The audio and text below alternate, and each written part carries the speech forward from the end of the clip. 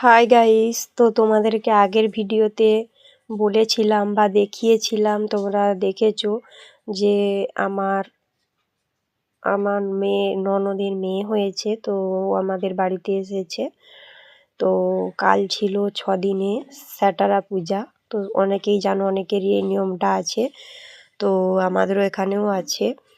তো তারই আয়োজন করা হয়েছিল। কালকে অল্প সময়ের জন্য ভিডিওটা আপলোড দিতে পারিনি। তো এখানে দেখো, গুড় পিঠা ছাঁকা হচ্ছে। তো ফুলকো ফুলকো গুড় পিঠা ছাঁকা হচ্ছে। তো এখানে সব জোগাড় যন্ত্র করেছি। তো আমার ভাগ্নির ছোট ঠাম্মি এসেছিল পুজো করতে। তো দেখো, অনেককেই নিমন্ত্রণ করা হয়েছিল। ওরা সবাই এসে চাল দিয়ে গেছিল। তো এখানে খাতা কলম দেওয়া হয়েছে।